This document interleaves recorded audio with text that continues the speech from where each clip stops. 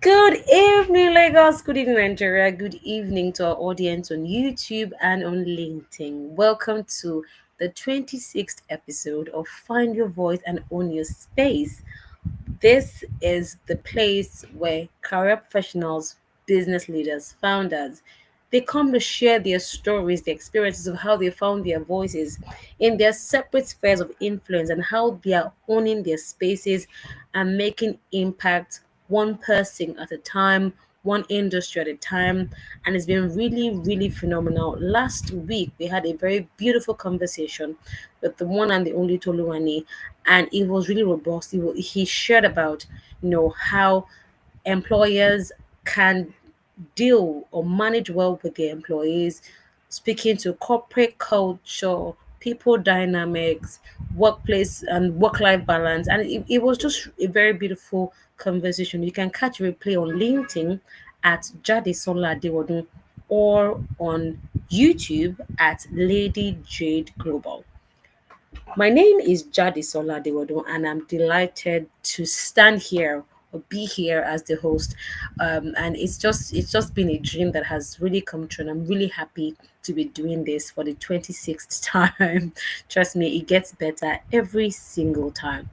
By the way, we are live on LinkedIn at Jadi Sola Dewodo, and we are live on YouTube at Lady Jade Global. So make sure that you join us. Today's conversation happens to be, or rather, promises to be an amazing time. I have a friend and a brother on today's conversation. His name is Maxwell Fashola, and oh my goodness, he is a wordsmith. By the way, we happen to serve in the same ministry at Celebration Church International. We're both ministers in songs and choir. That's Celebration Church Worship. And I just noticed that every time it's someone's birthday, Maxwell would write a very long epistle. And I'm like, hello, sir. You're not this person's boyfriend. You're not this person's bestie. How are you able to pay so much attention to such a person? And he writes with such soul, with such dexterity, with such intentionality. Well, in as much as I really want to toot this horn so well, I will want him to toot his horn by himself. Ladies and gentlemen, welcome with me on Find Your Voice, Own Your Space, the one and the only Maxwell Oluwaseyi Fashola. It's good to have you on the show. Thank you so much for having me. I'm so grateful. Thank you for the privilege. By the way, Maxwell is actually very humble. He doesn't.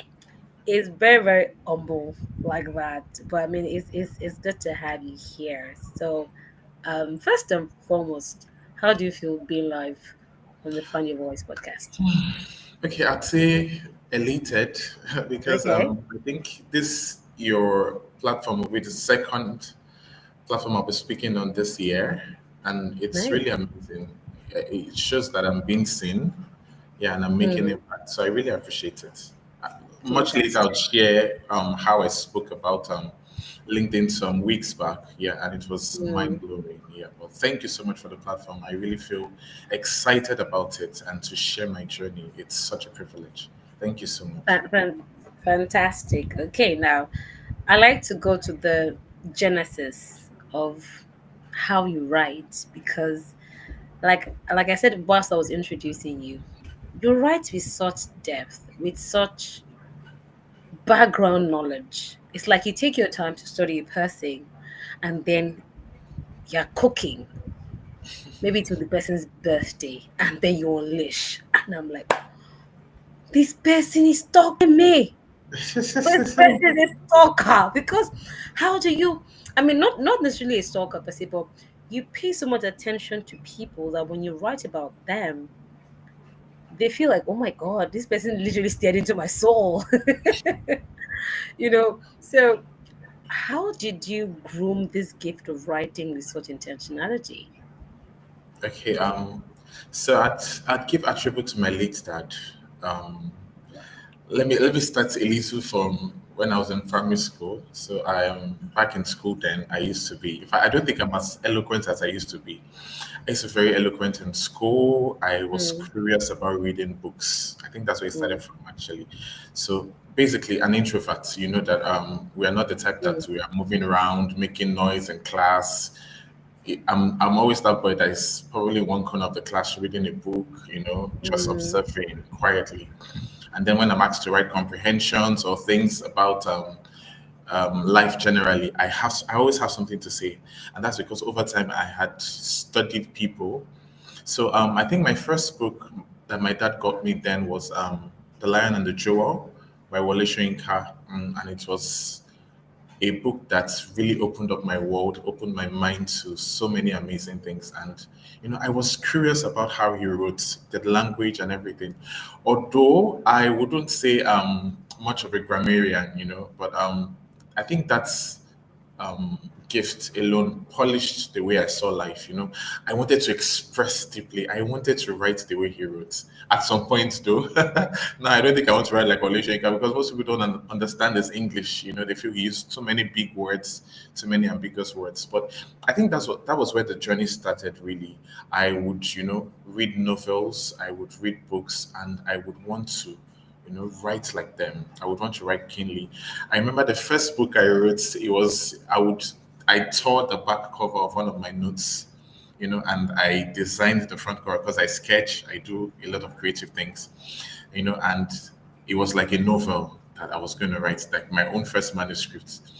And I had read Purple Hibiscus by Chimamanda Ngozi Adichie. That was in SS1, reading it for literature, yes, back then. And I saw myself in Camberley, like the character there. I really just wanted to write like her. And I started writing how my dad was very brutal because he was a very brutal person. He was a disciplinarian.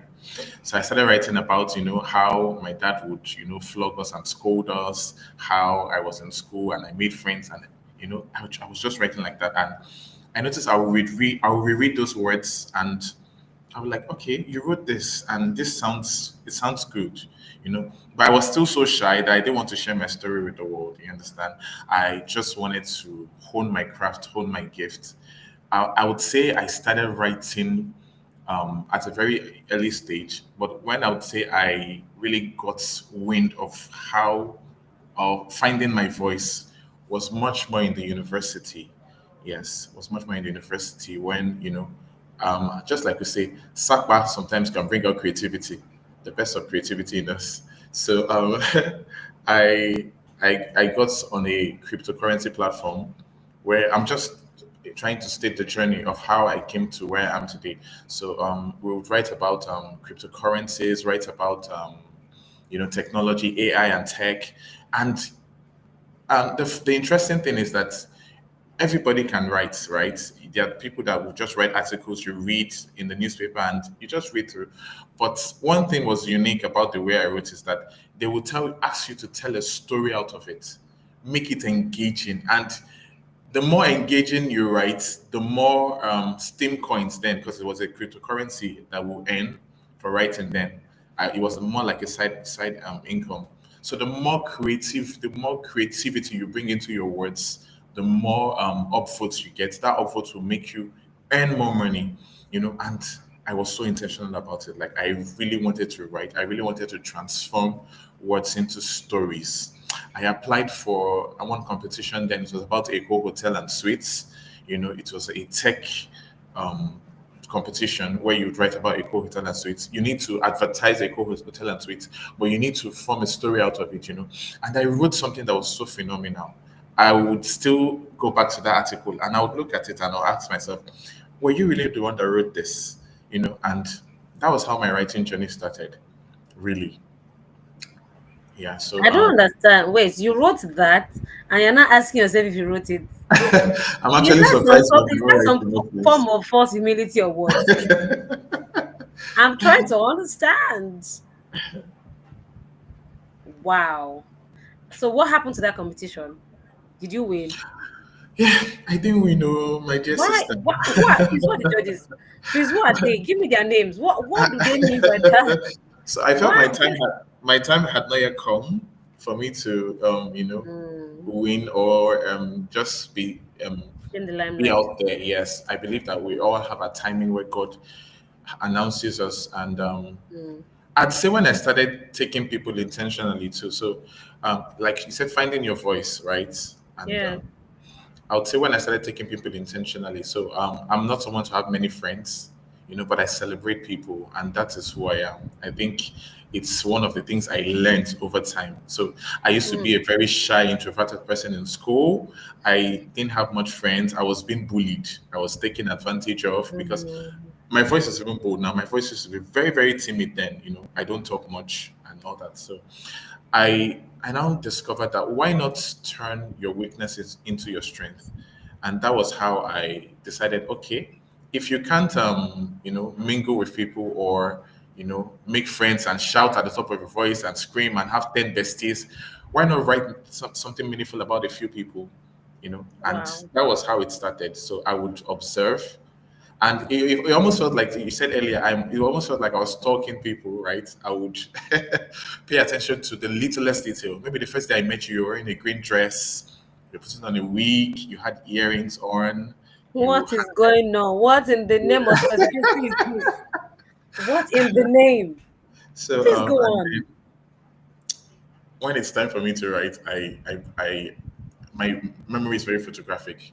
So I bring Hmm. up those thoughts, those things that I had, studied over time about people, and I write it. I form it in words in a way that you sit down with it and you read and you'll be like, no, this is this touches the soul, and I feel that's how my storytelling started. Right now, I write fictions, I create content for people, I do ghostwriting, and that was how it started. Honestly, I just it just blew up from there. Trust me. And even recently, now I'm calling myself a public speaker, right? Because recently I got an engagement to come and speak about LinkedIn. In a CEO that I currently manage our account told me to come and Mhm. speak to a Yeah. closed event of 50 people, which are Yeah. CEOs, top executives in their field, and I delivered, and it was just awesome. It was awesome, and it Yeah. wouldn't have started if I didn't take myself intentionally, if I didn't start sharing my story on LinkedIn. That's how it started. So, God has been faithful, really, and I just thank God for the journey. I can attest to what you just said because every time somebody is celebrating their birthday, in CCW, and you know the person by chance, and honestly, like the way you write, I'm like, I really hope that the person you get married to should be someone that appreciates what do, because Someone actually mentioned that the other day. It's like, God, I pray you marry someone that loves the words yeah, of affirmation, because you've see, just killed the honestly, person. because these are the things. Like it's you write so beautifully. I again, I wouldn't say maybe because I'm a woman, but for me, what if affirmation works, right? It's one of the things that I just tell me I'm doing good and show up. Yeah, most of our affirmation and acts of service. Mm, Please, just that's it. Just carry me and go. Do you understand? So I mean, and because the one I can't forget was on my birthday. And you're like, oh, the day we met, and you're I say, ha, somebody cannot offend his brother.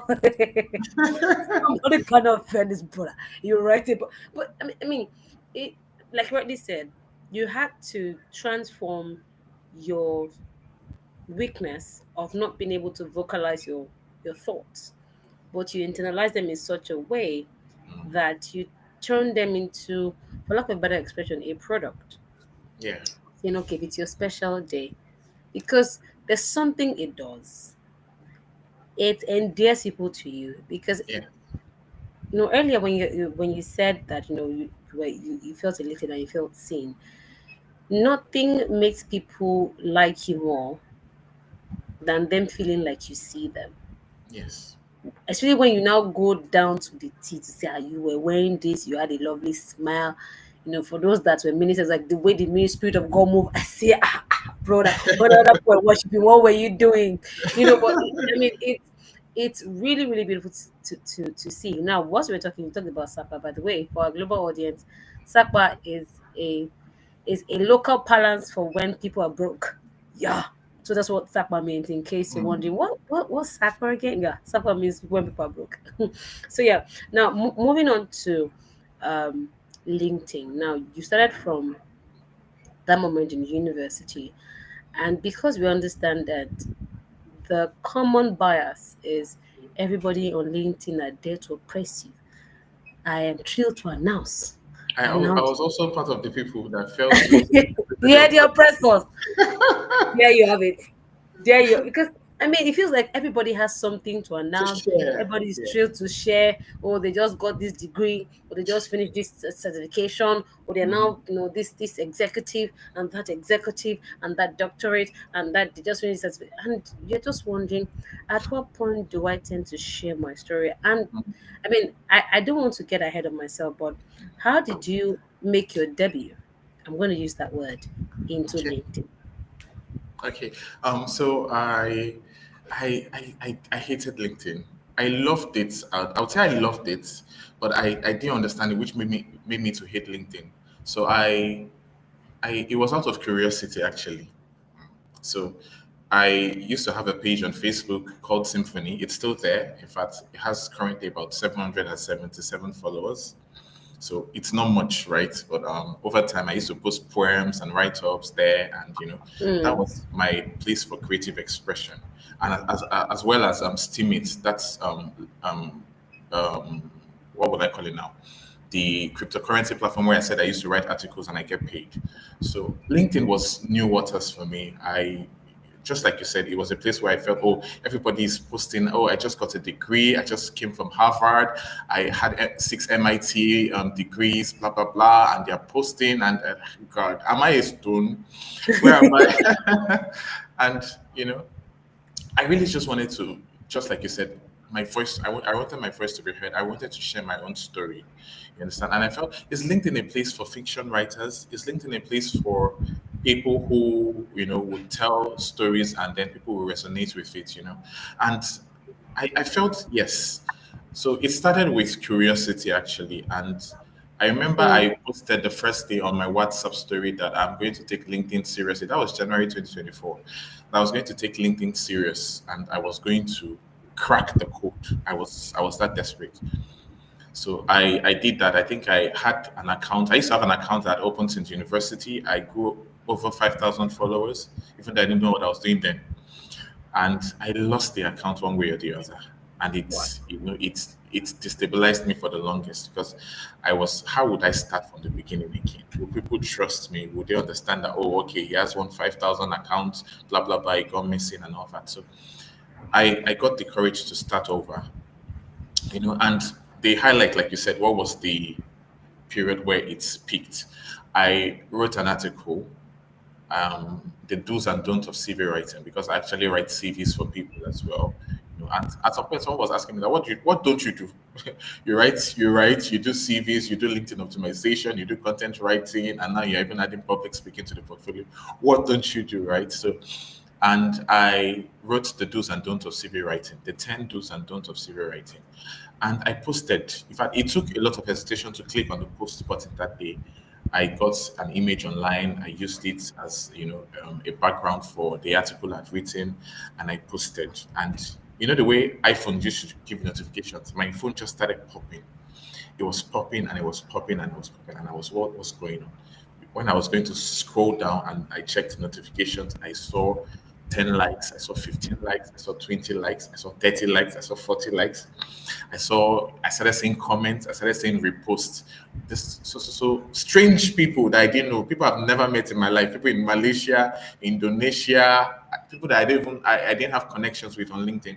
And to cut the long story short, that particular post grew to about 100, no, what am I saying? 777 likes, about 50 something reposts, and over 50 something comments. For me, it was a big deal. Like, it was a big deal because I had just started and I was like, okay, so LinkedIn is looking like a place that I would actually shine. To cut the long story short, I left. I was basking in the joy, in the euphoria of that article I'd written, and I just wanted to continue in that light.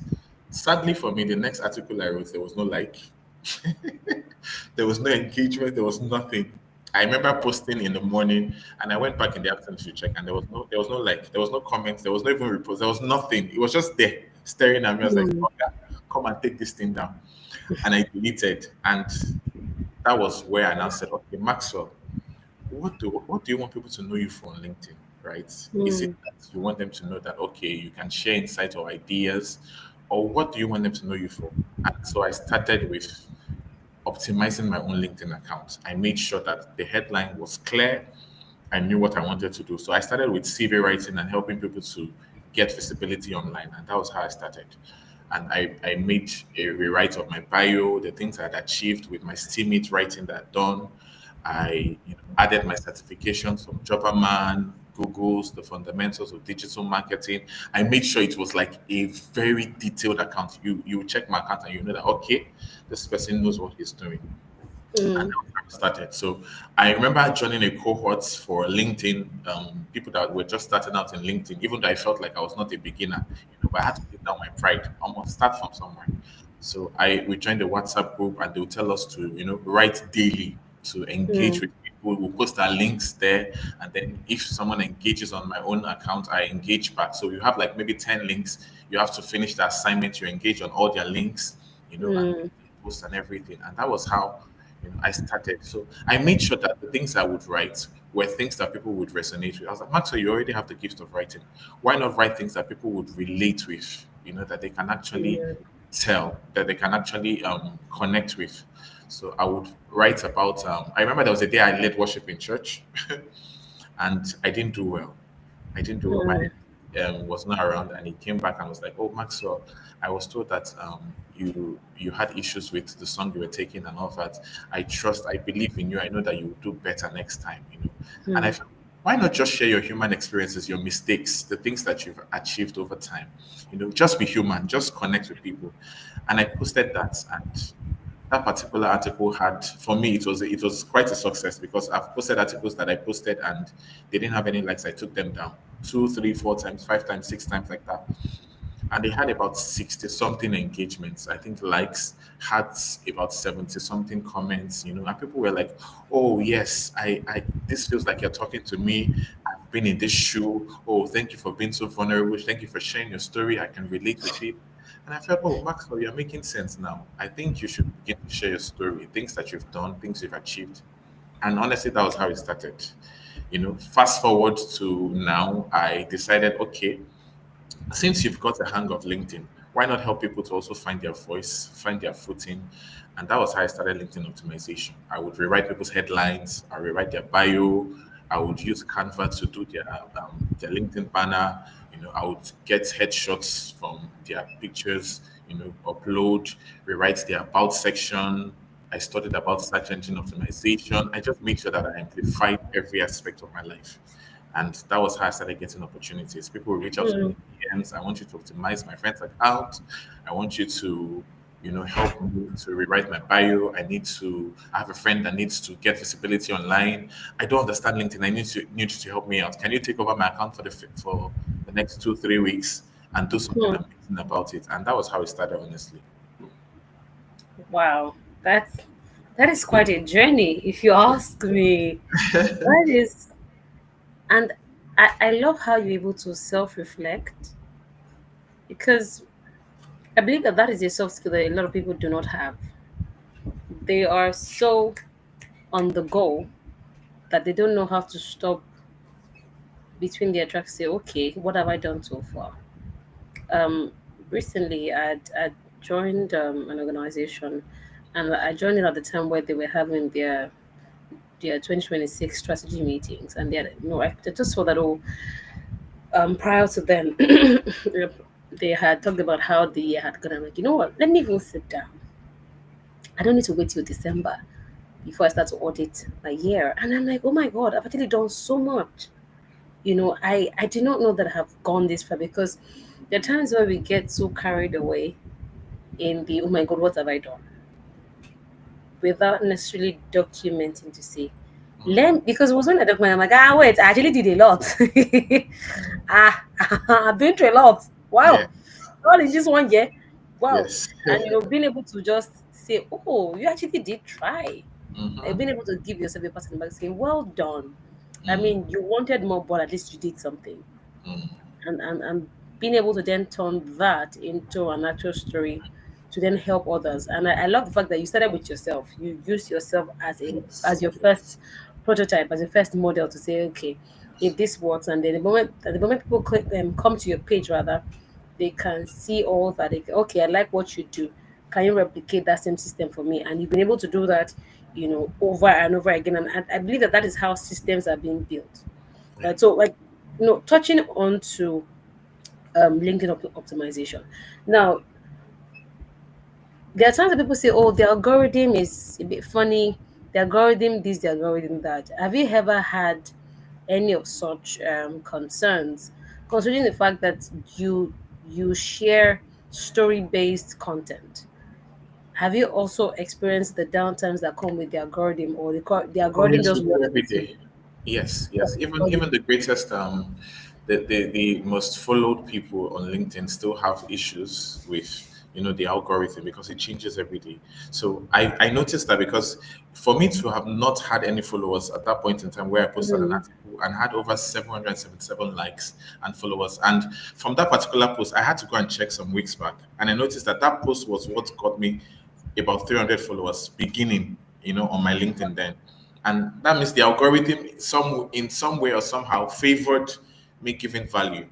But these days you can post, this is the 10 hacks about content writing, and you are so intentional about the article. Maybe you've re-edited, you've written, you've used AI to fine-tune and done everything, and you post, and my dear, you're not getting anything. I'd be like, oh, this Hmm. algorithm is not favoring me. So yes, it happens even to the best of, if you follow top people in your field. So one thing I learned and I did was that I made sure, honestly, that I followed people who had gone ahead of me in my field because it's new waters for me, like I said.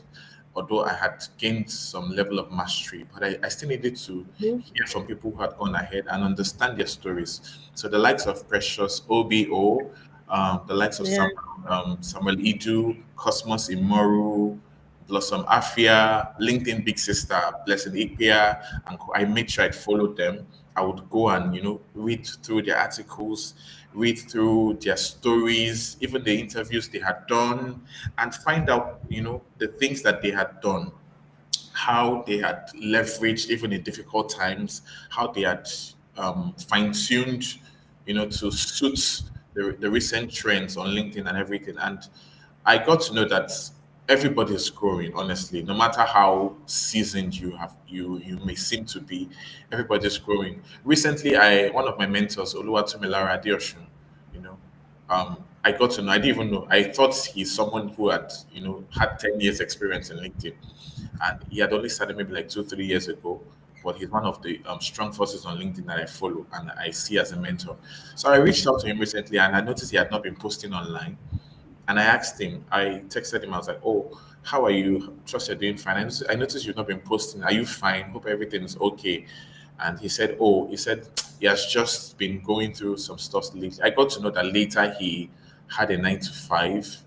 NYC came along the way, and posting every day did not favor him any longer. You understand? So he had to cut down on posting maybe every day, like Monday to Friday. Had to cut down on posting maybe Monday, Wednesdays, and Fridays. And at that point in time, his engagement would decline because the way LinkedIn work is that if you want to actively engage on LinkedIn, you have to wake up early. So that's how it Hmm. works. I'm saying this now for people who want to, find their footing on LinkedIn. Number one, you can't be a deep sleeper. Trust me, if you are in the building phase. So it started off with I would wake up as early as 3, 4 a.m. because I know I'm doing 9 to 5. For those of us that are doing 9 to 5, some of them are actually remote workers, they don't do anything apart from just being online 24/7, doing LinkedIn, attending to clients, managing accounts. But some of us do 9 to 5, we also write content, we do 9 to 5, we do so many things by the side. So midnight is the only time you can actually engage actively because during the day you are working and you're at the office, you're doing other things. So you can't be pressing your phone and engaging at the same time. So I would wake up 4 a.m. in the morning, till maybe around 6. I would engage, comment on people's posts and make sure that when I now post, you'd see that those people that you've engaged on their post as well would also reciprocate, because it's not just commenting on their post, but also building connections and also posting things that actually matter. So it also boils down to the fact that when you're commenting on people's posts, you have to be very strategic. Fine, you can use AI to leverage. You understand? People understand that AI helps to ease the burden of commenting on people's posts. At times, the time you'll be so tired, you won't even know what the person is talking about. You just run the post through AI, and then it drafts the comment for you, and you copy and paste. Trust me, it looks easy, but if you want to connect on a deeper level, you have to read through that person's content and understand what the person is saying, and then find a way to express from your own point of view how you understand what the person has posted, how it has helped you. And if you have questions, you ask. If you don't have questions, you appreciate the person. And Mm. sometimes you just, ask, how are you? Oh, I learned from this. I trust you're doing fine. And that's how it works. So the algorithm doesn't always favor us, trust me. There are days you have 100 likes on your post, and there are days you just have 20 likes. And I noticed that there are times that you will have maybe 10 likes, but your comments will be flooding. There was a day I had like maybe 30 likes or maybe 40 likes on my post, and I had comments of I had over 75 comments. In fact, it was so much that at some point I couldn't attend to all the comments. So I would just pick the ones that I know that I'll filter, the ones I know that are bulky and I needed to attend to. And then later I would thank everyone for commenting and just mention a few names and do that. So it happens that the algorithm sometimes doesn't work that way. You would have more likes, and few comments. Sometimes you have few likes and more comments. So it's just for you to understand that, okay, there will be seasons of ups and downs on LinkedIn. It doesn't have to be a bed of roses all the time. I think there was a day the day I was celebrating my 2,000 followers on LinkedIn, I had followed suit. I felt, oh, people will celebrate and they'll have 1,000 likes, 1,000 engagements. And I posted that day, celebrating that I had reached 2,000 likes on LinkedIn. And the engagement was very poor, trust me. It was Hmm. very, I took my time to celebrate myself, write about my journey, how it started and everything. I coined the story very well. I said, oh, Maxwell, you're a writer, you need to give it out in a very creative style and everything. And the comments were encouraging, right? But the engagements were very few. It was Hmm. just about if at most 40 something likes, and comments, maybe about 50 something comments, and that was it. And I told myself, Maxwell, whether likes or not, likes are not validation, right? Make sure you continue to share your story. Make sure you continue to dish out value. And there's one word that everybody uses on LinkedIn, which I feel it's actually right. You have to be consistent. You have to Yeah. show up every day, but find out what works for you. If you're someone that will need to post maybe 3 times in a week, if Monday, Wednesday, Friday works for you, do that. If it's Tuesday, Thursday that works for you, do it. But make sure that in a week you engage and Hmm. you actively dish out value to people, and that's how you become an authority in your field. People will recognize, oh, last week I think I got nominated. Sorry, I'm taking much time. No, I it's got fine. Please express yourself, sir. We yeah, are I good. got last week I got nominated by someone who is actually a connect, has become like a brother to me on LinkedIn, Henry Okeke. Shout out to you. He actually nominated me as a LinkedIn optimization specialist. So the prompt was that they should pick people in different fields, maybe in writing, in email marketing, in copywriting, and nominate one person that they feel is an authority in their field. I just got to my notification and I saw Maxwell. Someone mentioned you in a comment, and I went to check and I saw that I was nominated as a LinkedIn optimization specialist. And I sat back and I told myself, I said, Maxwell, you are really getting seen. People are seeing what you're doing. You may not be up there with those people that you are competing with right now, the people that have gone ahead of you, but you are getting there. You are making impact, and people are noticing. People are seeing what you do. People are seeing the things you post. You're dishing out value, and it was an encouragement for me, honestly. So this is an advice to people who are coming up and feel, oh, the algorithm doesn't favor them. Keep at it.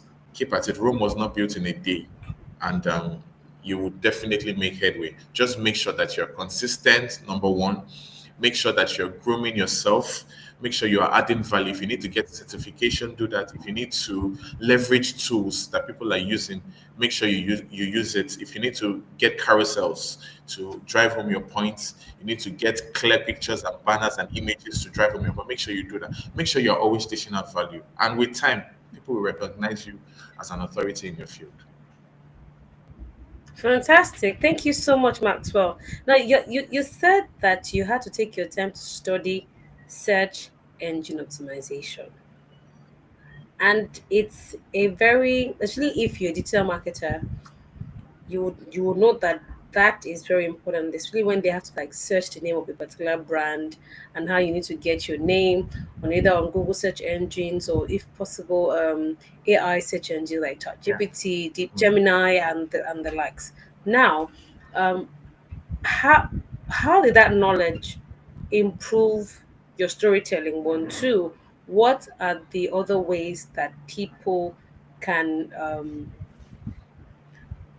what are the other ways that people can improve their knowledge on in terms of SEO? Okay, so I Jade, learned. Okay, thank you. sorry, before you answer that question, I'd like to acknowledge a few people that have been with us. They're with us on YouTube. And of course, we have someone from LinkedIn, Celebrity Crush TV. Thank you so much. Nice to meet you as well. We have Fumi Akinsoya. That's Thank my you so much. friend. She's been commenting on YouTube. Fumi Thank you so much, Akesanya is my Fumi. very close friend. She's very supportive. In fact, she reposted this post today. Shout out to you, Fumi. Oh, Thank you so thank you much. so much for me. You're super amazing. Yes, it's a wonderful See the way Max person. is blushing. My goodness, love it. Love it, love it, love it. Thank you for me. We see you. And of course the mechanic. Thank no but mechanic is our top fan on the Find Your Voice on Your Space podcast. Is our top fan. Like if you are doing podcasts, you see the mechanic. If you check like on YouTube, mechanic will be there. Like he's top fan. Thank you so much, mechanic. Really appreciate it. So over to you, Maxwell. Please answer that question. Like what is the major advantage of learning that skill as regards storytelling, and of course what other skills can people learn alongside SEO to better improve their storytelling in the Okay, digital landscape? so like I was saying, I said just keep developing yourself. I think I learned digital marketing in NYC. That was 2023. And one of the things I learned in the modules was also search engine optimization, in the sense that you have to get keywords. So take for example, I am now I'm looking for a niche I could pick. Take for example, I'm into branding and PR. I make sure that those keywords that are often mentioned in search engines will definitely pop up. So if I'm to write someone's bio, I'd make sure that I get keywords. I write them out or Google or do a research on them. Branding, for example, public relations, for example, communications, words like that, and you infuse them into for take for example my own LinkedIn optimization that I do now.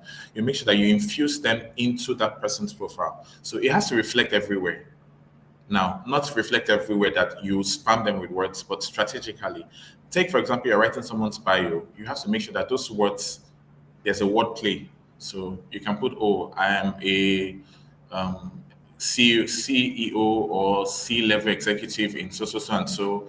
I have 20 years experience in your branding. Branding comes up in public relations and communications. Over time, I've noticed that branding something, something, something, so, so, so makes you just pick words that would eventually pop up, and not as a repetition, but creatively infuse them into words, into the story you're telling, such that when a search comes up or it is put in the search engine, it will be ranked high and you will definitely pop up in the searches. So that's how search engine optimization works. So I learned that with the fundamentals of digital marketing with Google. Even though I didn't take it serious at that point in time, I just felt I needed to add, a digital skill, a digital course to my portfolio. But eventually, it came in handy when I was going to do my LinkedIn optimization, and it was so helpful. So bringing it down to storytelling as well. When I want to write stories and articles, I make sure that the words, actually pop up. The words are very strategic. So if you're given a prompt that you need to put in, I've had articles like that where or stories that will tell you these words. They will give you the words, and they'll tell you that they need to show up in this content you're writing. So you have to find a way to creatively and strategically put them in your article on the story you're writing such that they will reflect and they would have meaning. Like I said, make sure you do not spam people with words, but make sure that they are creatively and strategically put in the content you're writing. Whereas if there's a search that needs to be carried out, or if they are searching for branding or PR or fashion designing or catering or any field that they're looking for, and there are words that pop up there, your article, the stories you've written, or your post or something would definitely pop up and it will be ranked in the search engine. So that's how it works basically. I don't know if I am able to, break it down, but I think this is exactly how search engine optimization works.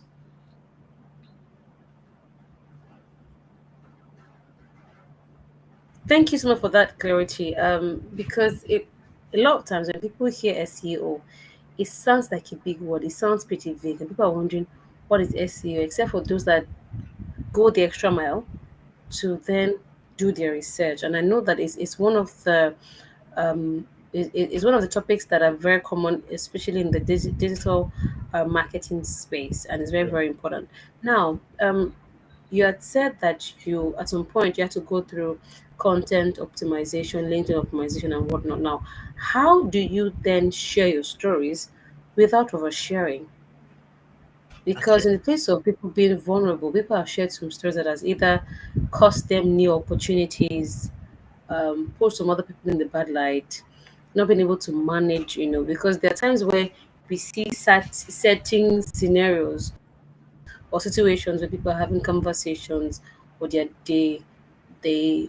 air their views or they Mm. put out a suggestion on a comment and it then comes back to haunt them. Mm. So how do you strategically um, share your opinions, share your story without being overly um, vulnerable or exposing yourself in a way that it will come back to hurt you?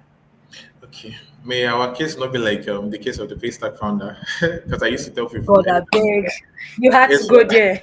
Israel Olubi, who eventually, overshared and it eventually put him in trouble.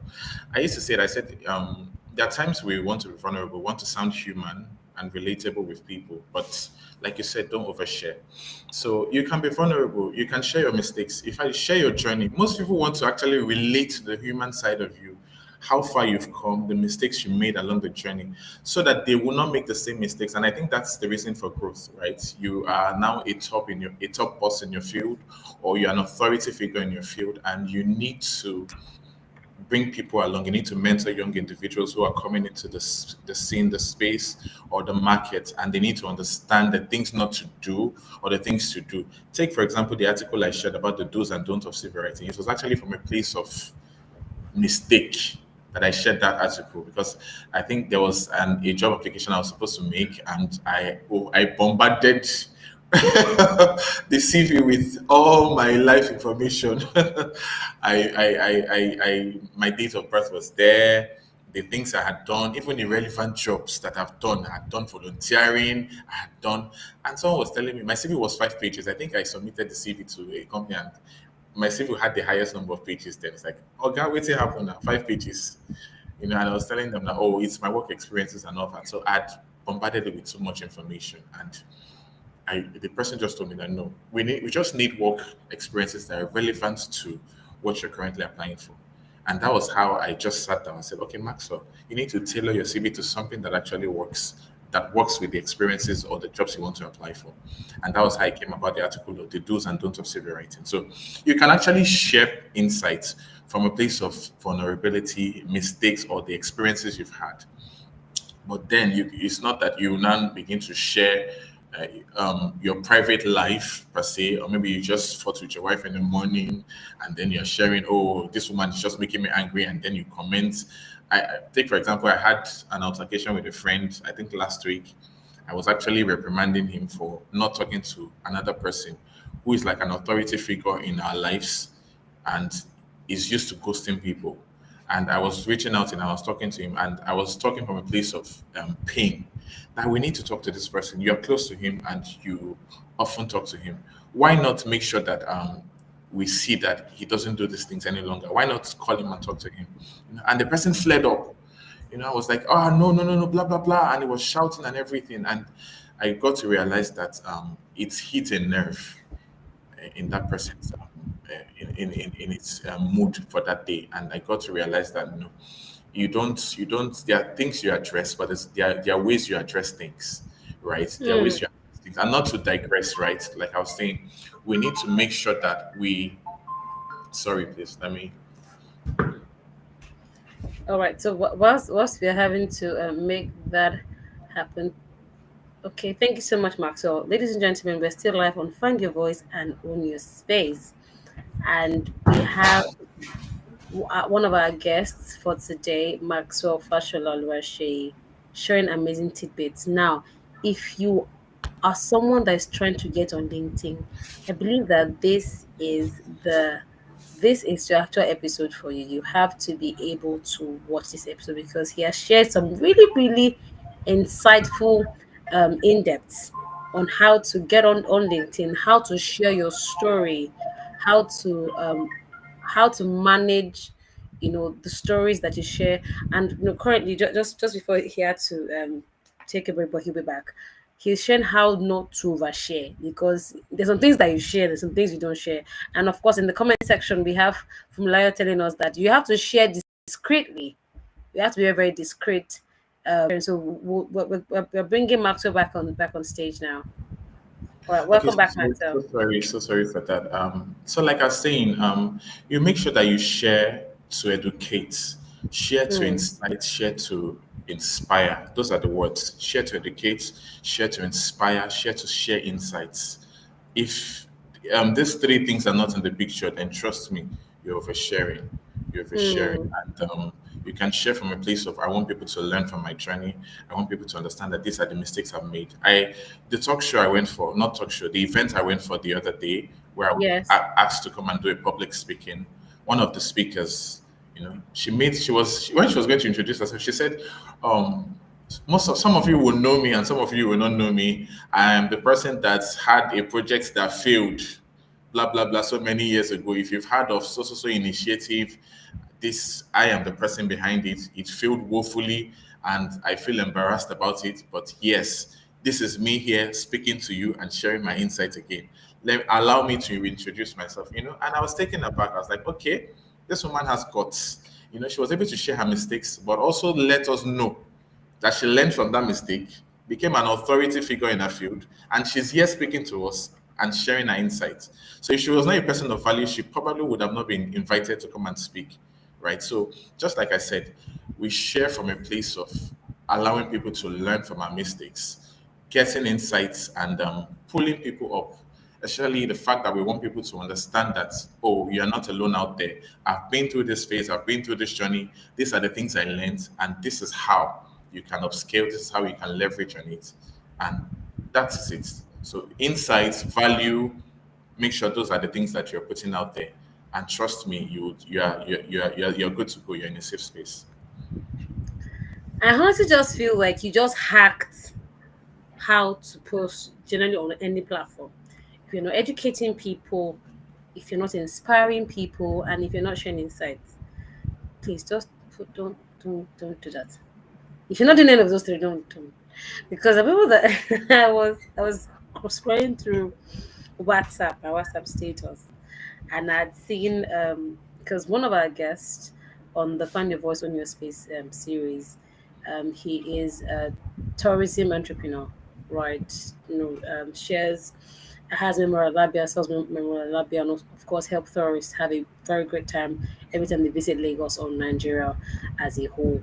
So he had put up a particular video of someone in the name of content, and I don't want. I mean, you have a photographic memory, and this person, imagine someone carrying their dinner to London Bridge, and Wow. they're eating it on London Bridge. Wow. And they're not even, the ones that they set a table before you in the tray. Not that one. You're standing, your tray is And in hand, and you're. And he was just, and he was like, so are you going to say that this is content now? This, da, da, da, da, da. And he was complaining, or rather, he was stating how he was stating his embarrassment to say these are the kind of people that make Nigerians look like we are uncouth, we are Mm. we lack Uncultured, table manners. we are overly excessive, we overshare, we don't have boundaries. So many words that they've said. Do you understand? So, Yeah. I mean, I love the fact that you're putting into three frameworks. You either educate, you inspire, or you are sharing meaningful, and it has to be meaningful insights because, I mean, there's another friend of mine. She is a marriage counselor, and she was sharing a particular product for married couples, and somebody comes and says, "Is this what the church is supposed to do?" And I'm like, "Hello, hello, hello."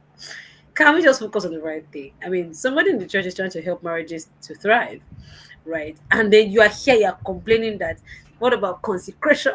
Leave see, consecration be consecrated. Don't do that.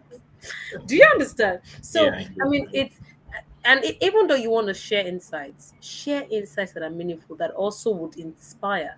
But Yes. I really love how you've been able to coin it into those three frameworks. Again, educate, inspire, and share insightful insight. And I think there's also one of the things, and I feel like this would also help people that are struggling to post on LinkedIn. I feel like that's also a very healthy entry point where Yes. you see a post and you feel okay. I mean, this is what I can share this. Okay, but I mean, you've said this, but why don't we try it this way? That way, people Yes. are like, oh, because that is how you get people's attention, and then you become the go-to person. And so Yes. I mean, I saw one comment on LinkedIn. One person that sounds like a consultant can because the best opportunities they come in from the most in they come in the most unassuming ways. Yes. Yes. Okay, so let me share a story of how I met the person I currently work with. I that, Okay. that invited me for the talk, the public speaking engagement I had a few weeks ago. It was Yeah. through a comment. So this is a very good testimony, and I think I need to share. I was on Instagram. In fact, I didn't meet this person on LinkedIn. I was on Instagram because I Mm. loved Instagram before LinkedIn. In fact, Instagram is Mm. my home. I can be scrolling. I'm in the office. I'll be scrolling for hours. When I mean for Mm. hours, I'll just be going through. There was a day I had to pray to God. God, please, this is becoming an addiction. Help me to stop scrolling on LinkedIn.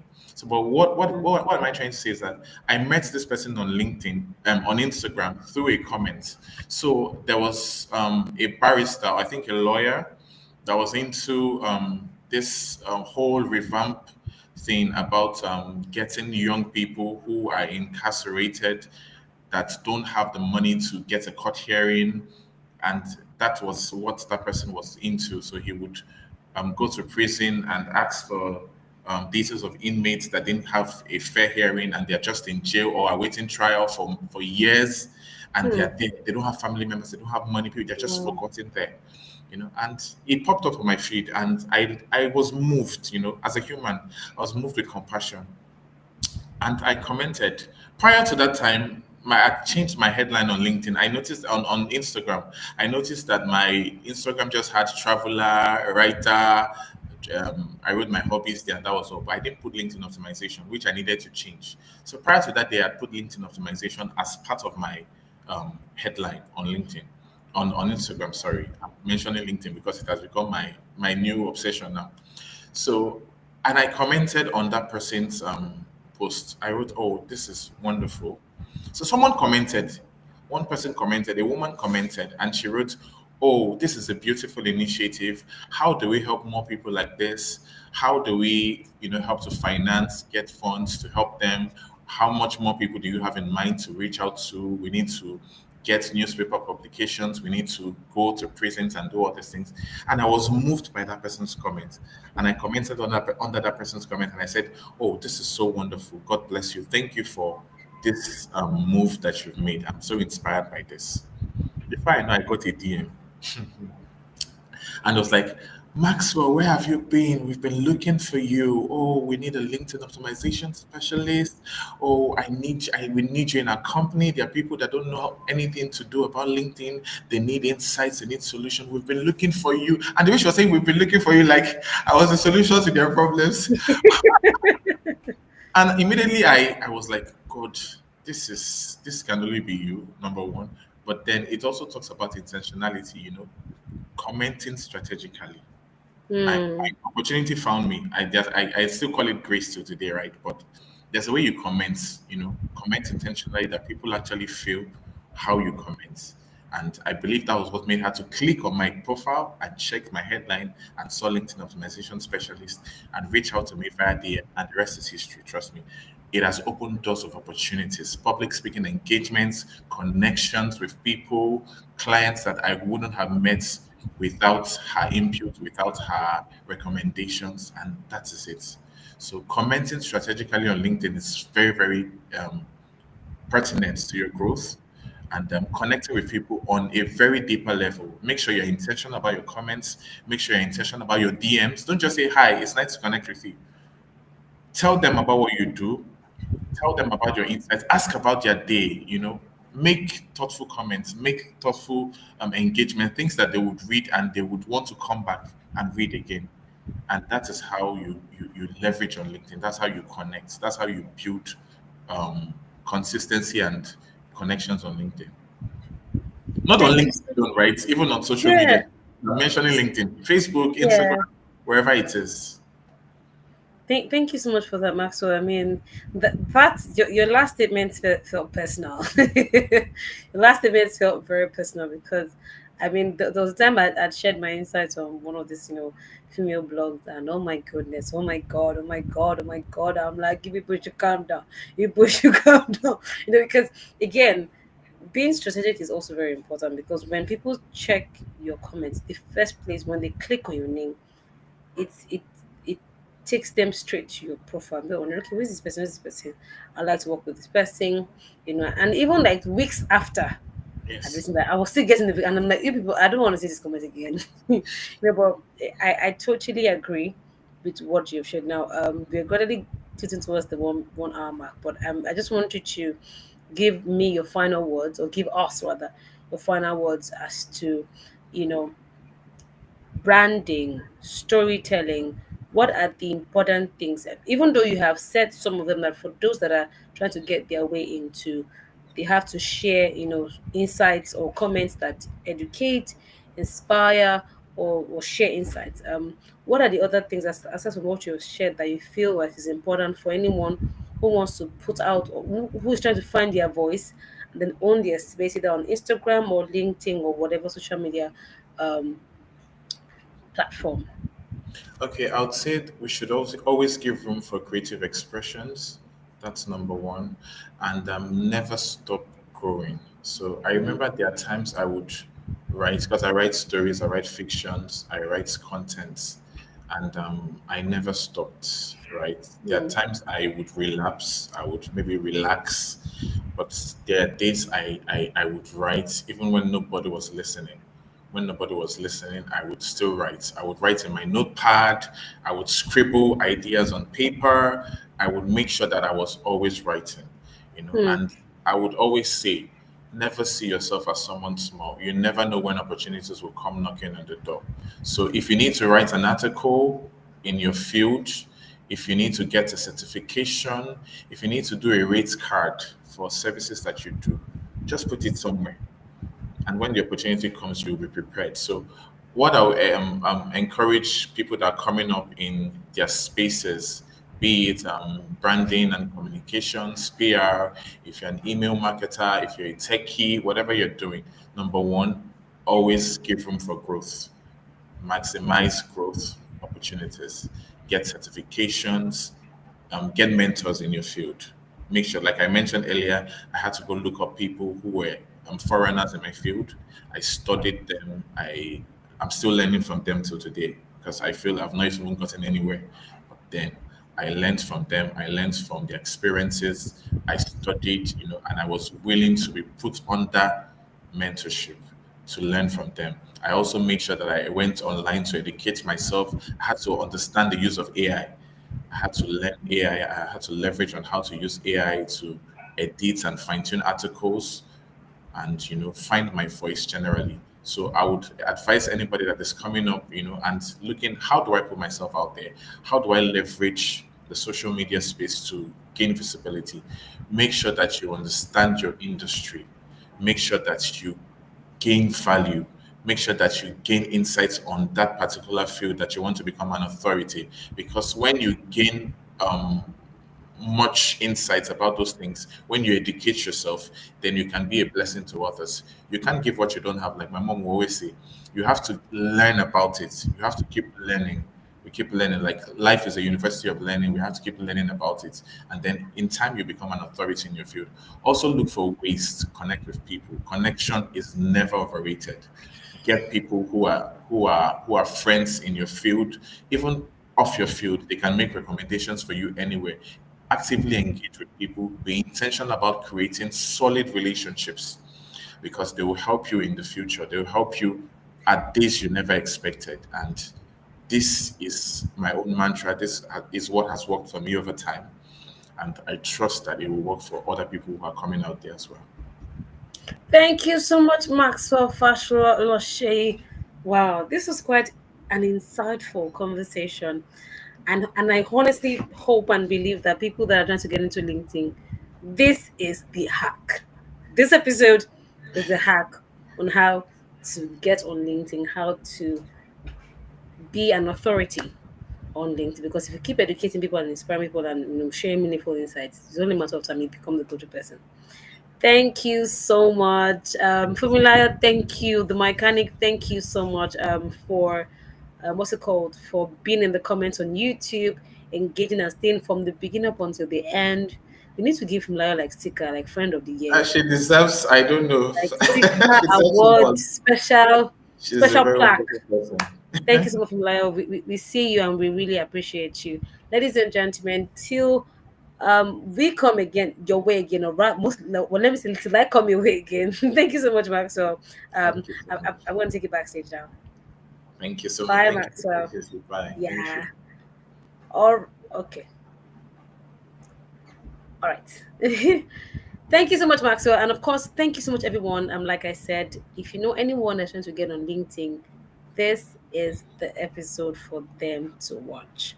Until I come your way again for another exciting episode on Find Your Voice on Your Space, have a very beautiful and lovely evening, and bye for now. God bless.